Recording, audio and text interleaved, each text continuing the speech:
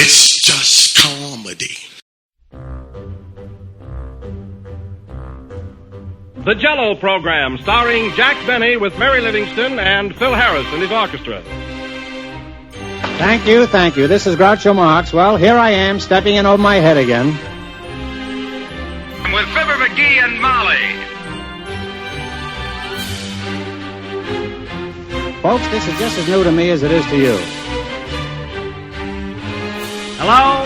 Hello, Mr. Benny, this is Rochester. The Great Gildersleeve. Well, what an original greeting. Hello and welcome to another week of comedy, funny, haha, on Dwayne Old Time Radio. One thing, please subscribe to my channel. If you enjoy what I'm doing, subscribing is 100% free. Also, one more thing, if you have a few seconds or 1 minute, please leave a review on your preferred podcast service, especially if you're on Apple, Spotify, or really just your preferred podcast service. Thank you and hope you enjoy. This month we have 5 Thursdays, so we get to squeeze in an extra episode. The extra episode this month is going to be Vic and Sade. We have 4 episodes from Vic and Sade. Double feature in Hopewood. 5 Christmas cards, Salesmen. Bluetooth under the Davenport. For those who don't know, Davenport is an old-timey word for a sofa or a couch. That's what it means, sofa or couch. Bluetooth under the Davenport, and then Charley's Fish Snapshot. These all aired in 1939 between October 6th and November 6th.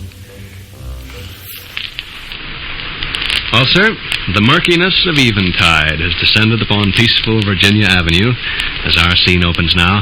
And as we approach the small house halfway up in the next block, we see Mr. Victor Gook and his son, Mr. Rush Gook, ascending the front porch steps. And the one is saying to the other, "Your mother in the house?" Living room. You were cruel to drag me away from my game of indoor horseshoes. Mom told me to trot over to Niece Upper's basement and bring you home. I had to obey orders. Open the screen door then. Were you winning when I dragged you away? Head Ike looking like 30 cents. Hi. Ho-ho! What's the idea of sending disreputable characters to drag me away from my pleasure? I left it for you, Mom. I bet some beautiful woman, heavily veiled and greatly agitated, is hiding under the Davenport. Ruthie just telephoned. She object to me pitching indoor horseshoes overnight? Invite us to go for a spin in the car. Oh. Such a lovely evening and all. I thought we You accept? I felt like I had to. Ruthie knew we didn't have any other engagements. I'd rather take a licking than bump around in that roller skate of Fred's. Well, I didn't know what to say. Victor's tired. Oh, that's no excuse. Well, you could have said... I've already accepted the invitation. They'll be around honking the horn out in front pretty soon. Shucks. I laid your hat and topcoat over the hallway banister. Soon as they pull up to the curb and toot, we'll run right out. May not be for quite a little while yet. Fred has to pump up 3 of the tires. That's cheerful. A tiny fear gnaws at my heart I'll be pumping up tires later on when we're out on the hard road. Oh, maybe not. I want to go to bed early tonight. I am going to bed early. You're not joining us? Makes it a little too late for boys. He's got to be wide awake for school tomorrow. Tomorrow's Saturday. Makes it a little too late anyway. Well, I don't care. I just as leave go to bed. What's this too late business? Ain't going to take all night to drive to Chenoa and back, even if Fred does drag along like a snail. Well, we're not going to Chenoa. Going to Hopewood. What's the big new glorious idea? I thought Fred never went anywhere but Chenoa. We're invited to the picture show. In Hopewood? Yeah. Sade, you know I hate... Now, and don't get hot under the collar. It was Fred's notion, and he's so pleased and proud about it, he's dancing the jig. I'll dance a jig. Lucy called up and said, "What you people doing?" I thought she was going to suggest 500, so I said we were just sitting here with our teeth in our mouth. And she says, "This great big crazy spendthrift, Fred Stenbottom, here at my elbow, wants to pile you sports in the automobile and drive up to Hopewood and take in the motion pictures." Well, what could I answer back to that? Victor's tired. Oh, Victor's tired. I said, "Why, Ruthie, how wonderful." That's all in the wide world I could say. Bumpity, bumpity, bump. All the way to Hopewood. I know, but that's the way it is. And we have to make out to Fred like we're delighted till who laid the chump. He thinks it's the cutest idea since the bullet that choked Billy Patterson. Vic and Sade are most likely dying to take in a movie show, and the Bijo is closed for repairs. By George, Ruthie, let's run 'em up to Hopewood and give 'em a treat. Oh. So don't you behave grumpy and sour. Act like you're grateful as a horse. Wish I could go to bed. I am going to bed. Thunder, kiddo, it's 35 miles to Hopewood. The way Fred nurses that garbage wagon along the road, it'll take us an hour and a half to get there. Mm-hmm. And it's 8 o'clock now. Great guns, we will be out late. Say we get started at 8:30. All right? Add an hour and a half to 8:30 and you got 10 o'clock. Movie show takes about 2 hours. 12 o'clock. Another hour and a half to get home and it makes it 1:30. We won't be to bed till 2. Double feature. Think of it. 2 o'clock. And I want to be in the hay by 11. Oh, well, missing one evening's sleep won't kill you. They got a double feature on at the Hopewood Theater, Guy. No. Yeah. Have they say? Well, that's what Ruthie told me. Will we have to sit through both pictures? Well, I'm afraid so. When Fred puts out his good money and buys tickets for a thing, he stays till the last dog dies. But holy smoke. Well, we're in for it and can't get loose, so let's make the best of it. But look, another moving picture makes another 2 hours tacked onto... what time did I say? 1:30. Yeah, 1:30. 2 hours tacked onto 1:30. 3:30. Oh. I don't think we'll get to bed around 4. Oh, that's crazy. It's not crazy. It is too crazy. Oh, right now the clock says 7:45. Fred and Ruthie will drive up in the next few minutes, and we'll be on our way by 8. And it don't take any hour and a half to drive to Hopewood. The way Fred drives? Well, he certainly can get to a place 35 miles away in an hour, no matter how slow he drives. I disagree. So do I. Oh, say a little over an hour. All right. We'll be in the theater a little bit past 9 o'clock. The 2 movies together don't last more than 3 hours. I bet we'll be home in bed by midnight. Oh, go on. You didn't figure in the time that it take us to come back. There's no use in a lot of fuss and feathers. I told them we'd go, and we're going. Let's make the best of it and try to enjoy ourselves. Oh, my. Just a few minutes ago, I was a gay, light-hearted man. Tell him the picture, Ma. I don't see as you're concerned in this rush. You're not going. Trot along and read your book. What is the picture, Sadie? Picture? What are they showing at the Playhouse in Hopewood? I'm afraid it's one you've already seen. Yes? Well, we saw it last month or sometime at the Bijo. You proposed to drag me? Oh, Ruthie and Fred were so delighted with their idea, Vic. Just happy as larks they were giving us a treat. I didn't have the heart to dampen their enthusiasm. Should have heard Ruthie over the phone. This great big crazy spendthrift of a Fred Stambottom here at my elbow wants to pile you sports in the automobile and drive up to Hopewood and take in the motion pictures. I had to act overjoyed. Reveal the name in the motion picture. What is it, Raj? You are my own wonderful husband, Subaltern Gleek. No. I told you you'd already seen it. I seen it and I hated it. It was rotten. Well, I never cared much for it myself, but Fred and Ruth... So I have to bump and lurch 35 miles in that broken-down rattletrap of Stambottoms and go up in the sticks in Hopewood, Illinois, and watch that half-wit Gloria Golden go through the same half-wit annex I saw her go through before. So Now, Vic, please. I'll say now, Vic, please. You'll get all flushed in the face. I wonder I don't turn purple.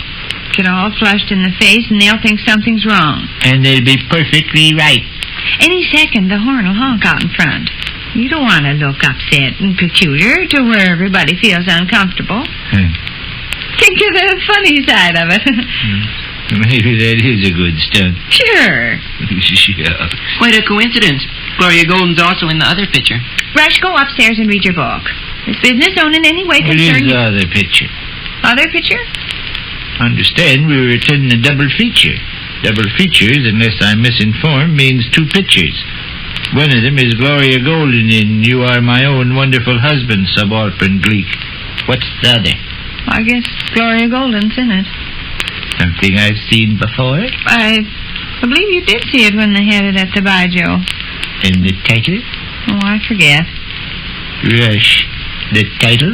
Mom, I'd prefer I never said nothing. She'll forgive you this time.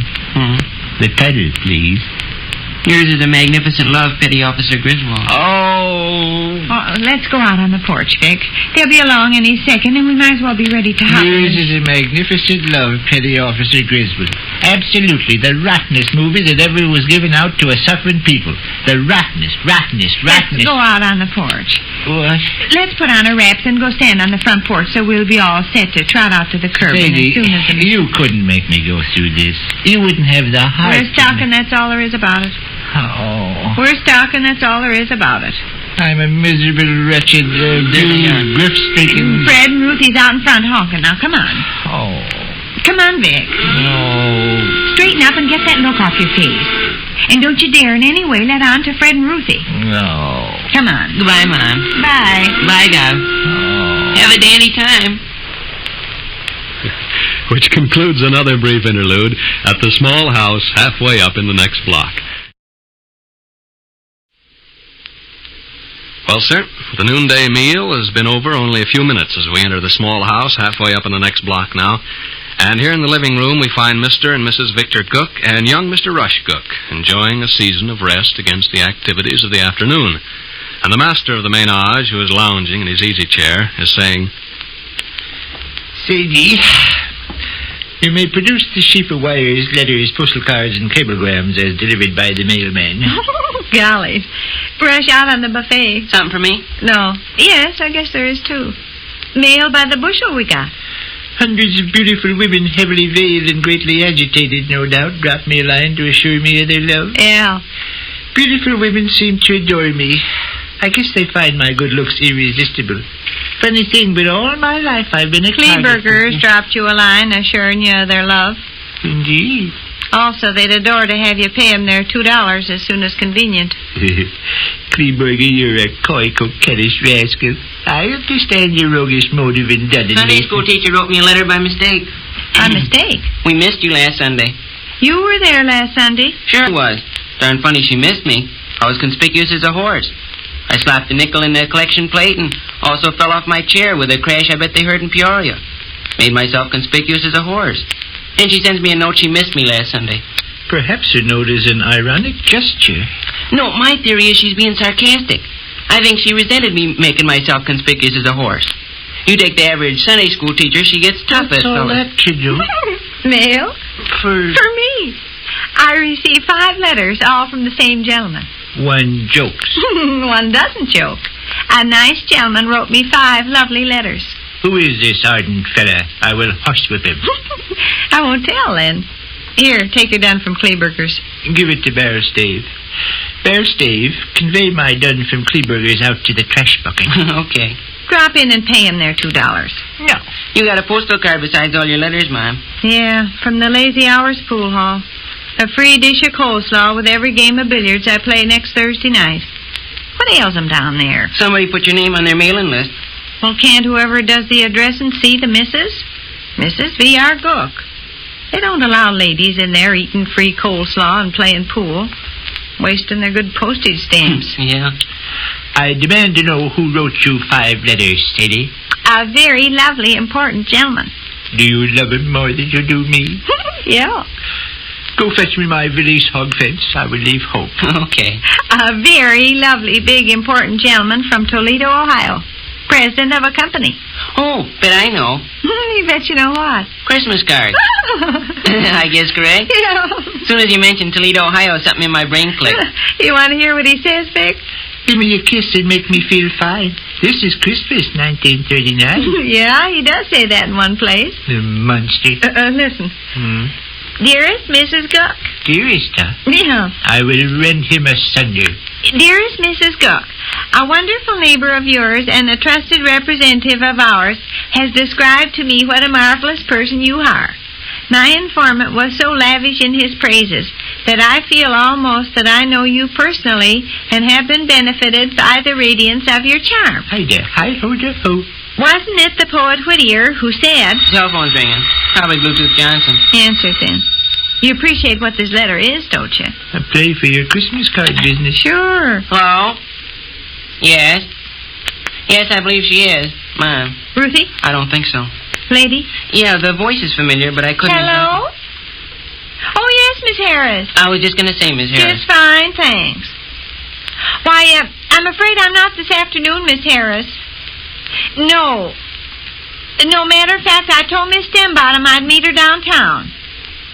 Yes, I'm sorry as can be. Any other time I'll... Sure. You bet, Miss Harris. Any time at all. All right, Miss Harris. Goodbye. The follow-up. Huh? The follow-up. She wants to come call on me this afternoon. I'm afraid my sluggish mind don't Miss grasp. Harris is the wonderful neighbor and trusted representative it talks about in this letter. Oh. See, Stu? Yeah. The Toledo, Ohio people tipped her off I'd received this mushy, extravagant letter today, and she's supposed to trot over and sell me Christmas cards while I'm still... In a pleasant glow. What? Miss Harris is supposed to trot over and sell you Christmas cards while you're still in a pleasant glow. Yeah, exactly. Life weaves strange patterns. I'll say. You want to hear some more axle grease and peach butter? Shoot. Wasn't it the poet Whittier who said, "We earthlings revel in the sunlight, and our dancing feet tread a measure on the green grass, as with full..." Oh, this part's too silly. Gonna skip down a ways. Dear old friend, I am happy to... Dear old friend now? Yeah. Dear old friend, I am happy Excuse me, kiddo. Are all 5 of your letters the same? Identical. Was that a new sales stunt, you suppose? To send 5 identical letters to the same person? I thought it was just a mistake, because they're addressed different. Huh? Read what it says on the envelopes, Rush. Okay.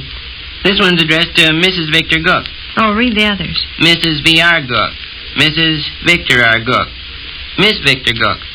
And Mrs. V.R. Cook. See? None the same. Well, I imagine the Christmas card agents were told to send in the names of their prospects so the president could write them those letters. Well, you suppose Ma Harris sent yours in 5 times? Well, either that or it's like you say. The Christmas card people figure they'll get better results sending everybody 5 letters. Well, dear old friend, I am happy to invite you to participate in our holiday happiness. Wasn't it the poet Burns who said, "Good man, my laddie, will dinna gae his sain siller to..." What's this, Latin junk? Scratch junk. Good man, my laddie, will dinna gae his ain siller to... Oh, well, leash on that. I'll skip down.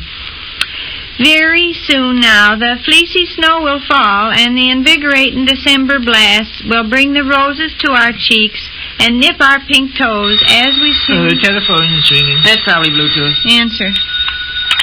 Hello? Yes? Why, yes, I think she is. Just hold the wire a second. Say, who is this? Grandpa Snyder? Oh, my. Uh-huh. Well, look, I think she plans to be away this afternoon, Grandpa. Yeah, I heard her saying she was going downtown with another lady. Yeah. Okay, Grandpa.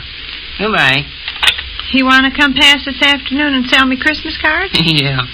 It's a wonder I don't develop bats in my belfry. Yeah. Oh, where was I here? Oh, very soon now, the fleecy snow. We'll bring the roses to our cheeks and nip our pink toes as we sing a merry song and celebrate the glorious winter season. Wasn't it the poet Tennyson who said, "My little face is like a flower on which the petals..." Darn the poet Tennyson. I'll skip down more. Personally, dearest friend, I consider myself but a humble, meek citizen of Toledo, Ohio, but I do happen to be president and co-owner of one of the finest concerns in our beloved United States. Wasn't it the poet Longfellow who said, "We are living monuments..." Now we got the poet Longfellow. Mom, I think I figured out something. What's that? I think I figured out why you received 5 identical letters. Why? Several Christmas card agents sent your name in. Miss Harris was one, and Grandpa Snyder was another. Probably. Why, sure. Grandpa represents that Toledo outfit. So does Miss Scott, don't she? Yes, and Miss Wheeler, too. And Mr. Erickson. Of course. Well, there's your 5. Harris, Scott, Snyder, Erickson, and Wheeler. Of course. I sent your name into the company telling them you were a hot prospect and nobody checked up on duplications. Of course. Well, now you can expect that whole gang to call on you today and tomorrow, following up the president's letter. Oh, my. Oh, gosh. Read some more, kiddo. Dearest friend of mine, I am enchanted to be writing to you on such an intimate plane. Believe me, it warms my heart. Wasn't it the poet Coleridge who said, "Love is a diamond-studded necklace on the throat of humanity"? Which concludes another brief interlude at the small house halfway up in the next block. Well, sir, it's early evening as our scene opens now, and here in the living room of the small house halfway up in the next block, we find Mr. and Mrs. Victor Gook. Vic is established at the library table playing himself a sluggish game of solitaire. Sade occupies her husband's easy chair and listlessly turns the pages of the newspaper. But now she glances up and remarks, You making that noise? No. You are, ain't you? No. I thought it was your chair creaking. Perhaps we have mice. We have not. Been no mice in this house since the week we moved in. Maybe murderous marauders are skulking nearby, waiting to plunder and kill. Maybe so. It was kind of an odd little noise. Like springs when you get in bed. I bet it's the Davenport springs. How could they make a noise? They're metal. Metal expands and contracts according to the temperature. I can see where Davenport springs could produce a rustling sound due to contraction or expansion. It's new in the paper. Gonna tear up Emerson Street now. Huh? City engineers announced today that the portion of Emerson Street between Calhoun and Oak would be... Hear it again? Yeah. And you? Very, very faintly. I bet I'm right. The air in the room's cooling off and Davenport springs are contracting. Funny, we never heard it before. Maybe the thermometer's taken a very sudden drop. Wouldn't we feel it? Inanimate objects feel it first. Anything of metal construction can be depended upon to register variations of the weather almost immediately. That's why we have steel and copper instruments. Willie. Yeah? How long you been here? 10, 15 minutes. Thought you went to call on Mr. and Miss Chestbutter. We did. Wasn't anybody home, so we had to come back. Why? Why? You act like it was the surprise of your life, finding us in our own living room. I never expected to find you here. Thought you'd gone to spend the entire evening at Chestbutter's house. Well, we didn't. You standing there with your eyes bugging out reminds me of Miss Wheeler. That's the way she behaves over her trivial little stuff. Did you ever notice that characteristic in Miss Wheeler, Vic? When you tell her trivial little stuff? Kind of funny. She wants to show nice, polite interest in what a person's saying, see? So she makes faces and waves her hands and everything else. Like when I bumped into her at Hamilton's last week. We were there in the underwear and naturally stopped to chat a minute. She says, how's Mr. Gook? I says, just fine. Really? She says, and her eyes bugged out a mile. You'd have thought I'd said, Mr. Gook just fell in the Pacific Ocean. No matter what trivial little stuff you tell her, she acts that way. How's your friend Miss Denbottom, she says. Pretty well, I says, except for a slight head cold.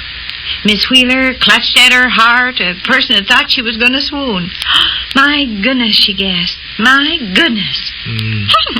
Funny. It's just her way of showing nice, polite interest. Rush, what's eating you? Nothing. Why don't you sit down or something? Stand there staring ahead of you like a horse. I'll get my book and read. You got something up your sleeve? How do you mean? Behave so funny. My mind's full of various thoughts. I'll get my book and read. Why can't they leave the streets alone a minute? Emerson they're going to tear up now.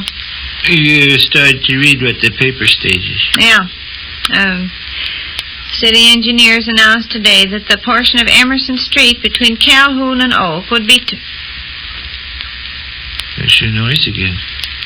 Hey, you suppose we have got mice? I'm satisfied with my theory. Lived in this house 7 years and never heard the weather make the Davenport creak before. What's the discussion? Didn't you hear a funny sound a minute ago? No. Maybe the house is getting old. You take old houses, they give off funny sounds galore. Like the one we lived in there in Dixon when Bess and I were babies. In bed at night, you'd hear howlings and knocks and Well, that wasn't a Davenport. Hey, let's investigate this. See what the heck is going on. Huh? Sit still. Don't move. What you talking about? The noise you heard come from outside the window. Huh? Smelly Clark is skulking in the front yard. Why? Just skulking is all. What's he skulking about? He's keeping an eye on my movements. He's peeking in here at us? I suppose you could call it that. Smelly is watching me like a hawk. Rush, what is this? Nothing that amounts to anything. Smelly Has he been outside the window ever since we've been home? I imagine so. Well, tell him to go away. I better... Go on, tell him to go away. Gives me the willies idea of somebody watching me. Maybe he has gone away. Well, go make sure. Glad I didn't happen to glance at the window and see him lurking in the darkness. I'd have hit the ceiling. Scoot, tell him we don't want people hanging around our yard at night. Okay. Tell him he's liable to get shot at. Good many citizens put a bullet in a prowler and ask questions afterward. Okay. I got a case of goosebumps there. Darn noise sounded like it was right here in the room.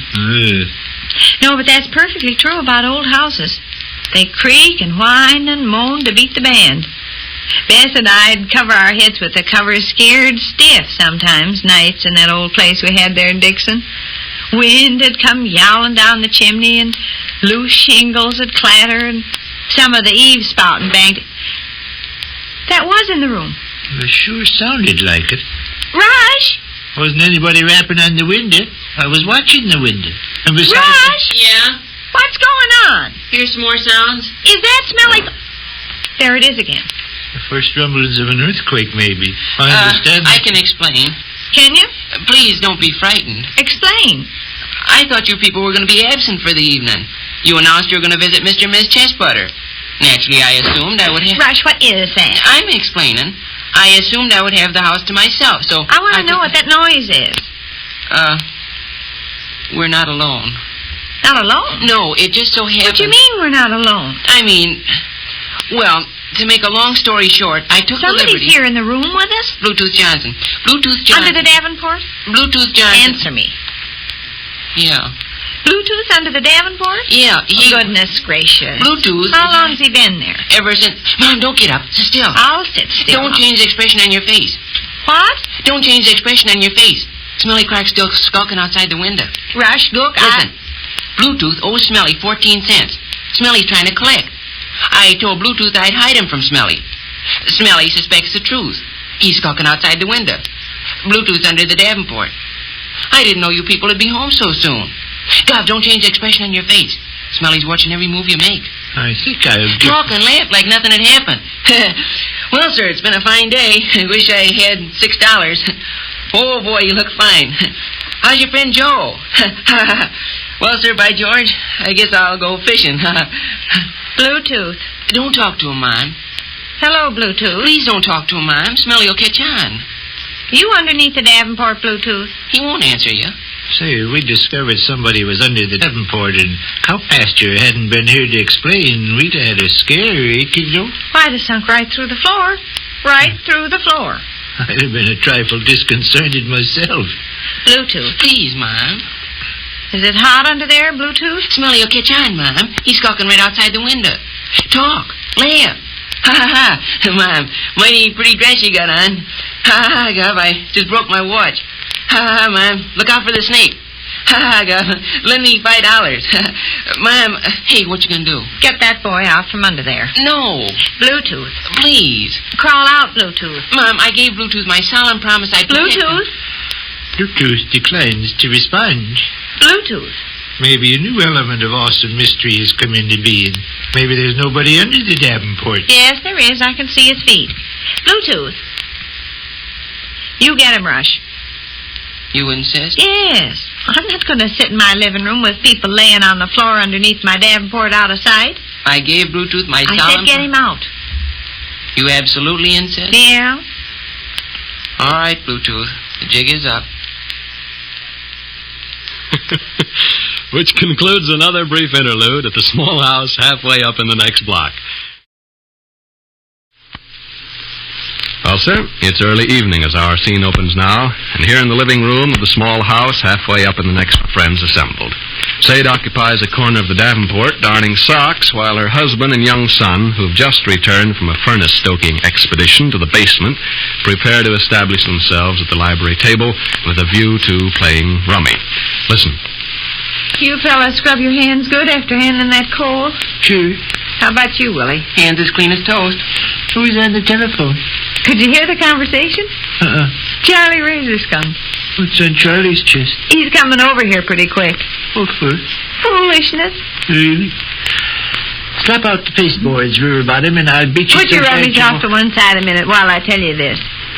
Vic, that big gawk insinuated I haven't cleaned my living room since last August. Oh, come now. No joke. I expect I ought to be mad, but it's so silly. Laughter is always only one step from tears. Percy by Shelley, the prominent poet, used to claim... Rush, a person tells you a thing and tells you a thing. Rolls off your back like a duck. In what particular connection? I'm trying to talk. Do you object to me? Bob Steamroller. Is that what they teach you up at school? Up at school, they teach us a variety. Changes the subject like a bull in the china shop.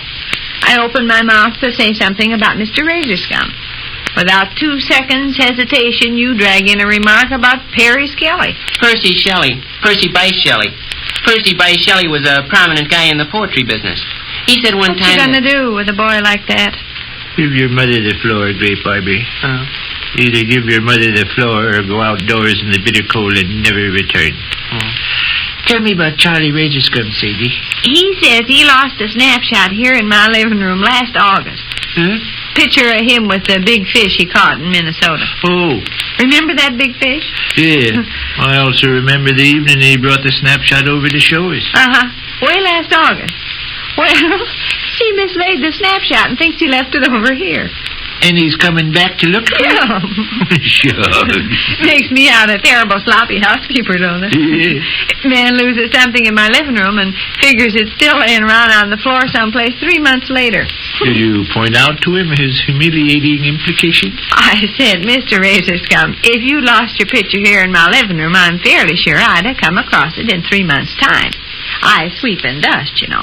What is Charlie's rejoinder? Well, you appreciate how obstinate he is. Said, Miss Gook, I have a very distinct mental image of dropping my snapshot on your living room floor. Very possibly it's still there. I said, don't you think I've swept or mopped or anything in 3 months, Mr. Razorskun? He said, quite possibly it's underneath something. I says, there ain't a stick of furniture or a rag of carpet that hasn't been moved at least twice since last August, Mr. Razorskun. Did he quit? No such thing. He's coming over here to look around for himself. When? 15, 20 minutes. Few people will permit a suggestion from a party who isn't wanted in the conversation. I'd love to... It isn't that you're not wanted in the conversation, Willie. It's just that every time a person starts out to tell something, they're lucky if they speak 3 words before you've jumped up with a remark 9,000 miles away from the subject. Okay. Well, what'd Charlie do? All of a sudden become aware he was minus his precious photograph and get frantic? I guess so. Hear him talk, you'd have thought that picture of him and his fish was 8 bushels of gold. He says, I'm absolutely positive, Miss Gook, the last time I seen it was that evening last summer. If you don't mind, I'd appreciate you letting me come over and looking around a little myself. It'd make me feel easier in my mind. So, pretty quick he'll be here. And you'll have the pleasure of watching him search under the rug in places. Yeah. Be a fine joke if he found this picture, wouldn't it? It'd show Mrs. Gook hadn't swept her living room since August. I've heard of coincidences where guys found stuff. Remember Barney Clutcher back in Dixon? Lost the use of his head? I don't recall that about Barney. Sure. Fella hit him on the skull with a banjo by accident, and it left him silly. His mother used that phrase, lost the use of his head. Sounded a little better than coming right out and calling insane. Well, what I remember about Barney Clutcher was the time he lost a $5 bill. What was that? He lost his $5 bill in the Union Station in Chicago, right by the magazine stand. He remembered because he whipped out his wallet to buy a newspaper and realized it was the only time he'd take it out of his pocket during the entire trip. Well, sir, he got home to Dixon and discovered his loss. grabbed the next Chicago train, and was back in the Union Station 12 hours later. Walked up to the magazine stand, and there was his $5 bill laying on the floor big as life. Mercy me. Union Station's a big place. Several thousand people must have walked on that $5 bill in those 12 hours. Yeah. Well, maybe that's what happened to Charley in his picture of the fish. Maybe he'll stroll in here and locate it laying under the library table. Imagine somebody losing something in my living room 3 months ago and me not finding it. Show you up as a very careless housewife. Okay. How you know somebody didn't pick up the Snapshot and do something with it? Well, that could be. You remember seeing it? No. I might have picked it up. When I'm going over this room of a morning, I run across lots of junk. You might have picked up Mr. Razor's picture and put it in the window seat with the rest of the pictures. Go look in the window seat once. Okay. Don't dig around and disturb stuff, though. If it's there, it'll be right on top. Them pictures haven't been bothered since way before last August. Okay. How about the Davenport Sade? Articles often slip down among the springs, don't they? Oh, this Snapshot couldn't. Don't you remember how big it was? About the same size as the calendar I got hanging over my sink out in the kitchen. It was an enlarged Snapshot. Charley standing on the riverbank with this big, enormous fish. I recall the picture well enough. Here's Gov with Harriet's hat on. Don't disturb stuff. Gov with Harriet's hat on. You want the photograph of you with Harriet's hat on? Not right at the moment. If it's not right on top, Willie, it's not there at all. Yeah, trash does get down in behind the Davenport Springs, all right. Gov with Ethel's hat on. Well, leave it there. I tell you what Ruthie Who's found in that her... on here, Gov? Hold it up once. Marguerite's in it. Helen. That's me with Helen's hat on. Oh. Come away from there, Willie. You'll just get the pictures in a worse mess than they are already. Gov, here you are with Lucille's hat on. Lucy. Esther's. You with Esther's hat on, huh? Yeah. Come away from there, son. Okay. No, what Charley Razorscum expects to do is walk in here and find his old fish picture in a corner under a hat or somewhere. In plain sight, see? He's not very smart, Charley. No, he's not. Matter of fact, I don't think he realized he was putting me in a position where it looked like I never cleaned my living room. Mm-hmm. Now look in the bookcase, Mom. Every once in a while you pick up stuff off the floor and put it in one of the cubby holes. All right. Only don't scrounge everything around. Okay. I might try Charlie's stunt on some la-di-da person like Miss Apparat. Call her up on the phone and say, Miss Apparat, last July I dropped a banana peeling on your living room carpet. Would it be all right if I come over and got it as it's probably still there? Wouldn't that be rich? Done some Kleeburgers, Gov. Thanks. Another done some Kleeburgers. Thanks. Half a dozen done some Kleeburgers all in a pile. Kleeburgers are indefatigable correspondents. How many done you suppose they sent you altogether? 19,608. Wouldn't be a bit surprised. They'd been better off if they'd forgot the $2 and saved postage stamps. I believe I'll suggest that to him. Here it is. No. Sure. Charley Razorscum and his fish. Where was it? Second pigeonhole from the left. Let's see. Ain't this the picture? His brother Razorscum himself. Go let him in, Willie. Okay. Is that the one? Sure. Just like I said, Mom, he must have picked it up off on the floor and shoved it in the bookcase. Charlie's heart will leap with joy. His beloved Let's fish. put it on the floor. You mean? Make him think it's been on the floor since last August. He'll look around and find it. Yeah. I'll put it underneath the library table here, right by your feet. Yeah. He'll look around and find it. And think it's laying just where he dropped it way last summer. What's your reputation as a tidy housekeeper, Tucker? Yeah. Okay. Good joke, huh? Mr. Razorscum, people. Hello there, Charlie. Come in, Charlie. Which concludes another brief interlude at the small house halfway up in the next block. Thank you for listening to and showing your support for my podcast. If you would like to receive notifications of when new episodes are posted, please subscribe to my channel. Well, hope you enjoyed, and until next time, stay safe, wish you well, and as always, peace.